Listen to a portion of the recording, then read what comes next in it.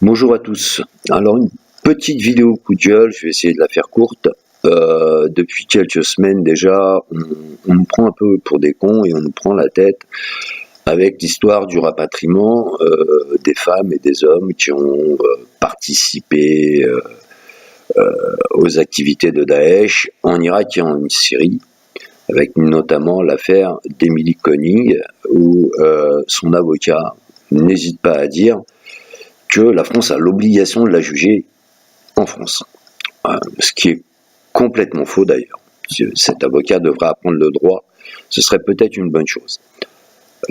Parallèlement à ça, on a bien sûr notre flambideux élyséen qui nous dit oui, on verra au cas par cas. On a la grande fermeté d'un chef d'État, comme on peut l'attendre, d'un gros flambi. Les journalistes, eux, essayent déjà de manipuler l'opinion, comme c'est leur habitude, en nous disant qu'il faut respecter le droit des combattants, de leurs complices, et que, en fait, les femmes qui sont parties là-bas ne seraient peut-être pas dans la mesure où elles n'ont pas commis d'actes barbares, complices, et ne devraient pas être condamnées. Moi, je vais vous parler d'une personne qui a été condamnée dont la condamnation a été confirmée en 2016 en Allemagne. C'est monsieur Oskar Gröning, qui s'est d'ailleurs lui-même fait connaître des autorités allemandes parce qu'il combattait des personnes qui émettaient des thèses révisionnistes. Ces abrutis qui prétendent que la Shoah n'a jamais eu lieu. Et donc, 70 ans après les faits, lui, il s'est fait connaître en disant « Non, vous dites des conneries, vous êtes bien gentil, mais personnellement, j'étais comptable à Auschwitz. Et malheureusement, ce qui s'est passé en 40 est vrai. » Donc le mec, il était simple comptable, il n'a jamais allumé les fours, il n'a jamais mis personne dedans, il n'a jamais porté une arme, mais il a été quand même condamné, comme complice.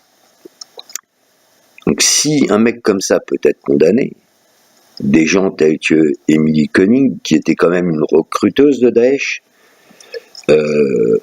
doivent être condamnés.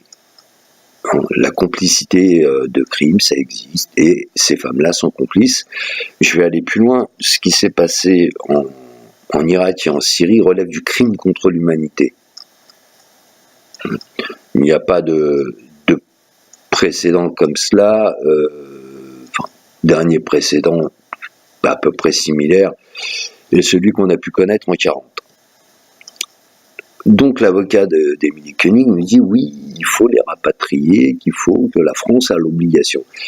Premier point de droit, la France n'a pas l'obligation de le faire, et concernant les crimes contre l'humanité, le tribunal pénal le plus compétent pour les juger, c'est le tribunal international de La Haye, et non pas la France. Voilà. Moi je veux bien qu'on parle du droit de ces barbares, de ces bourreaux, je ne sais pas comment on les appelle, c'est pas des êtres humains ces gens-là.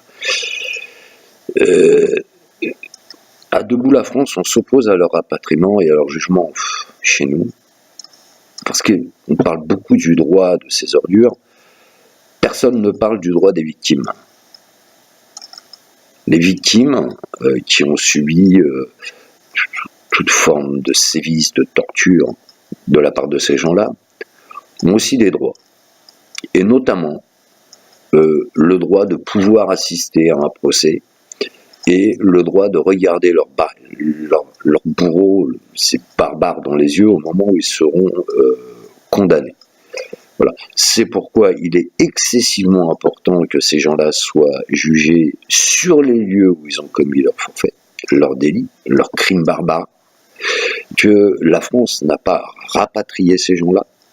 La France doit même les refouler et renvoyer sur place ceux qui sont déjà rentrés, afin que les victimes et le droit des victimes soient respectés. Certes, ces bourreaux sanguinaires ont des droits, malheureusement, mais les victimes en ont aussi. Et Debout la France demande à ce que le droit des victimes soit respecté dans cette affaire, Il n'y a pas lieu d'avoir des procès en France, en Belgique, en Angleterre. Les procès doivent avoir lieu sur place ou éventuellement devant la Cour pénale internationale de l'Haye. Voilà. Comme d'habitude, je vous demande de partager massivement cette information, parce que l'information, vous le savez, sur les médias est complètement trafiquée, manipulée. Donc n'hésitez pas à partager. Je vous remercie. Je vous dis à bientôt.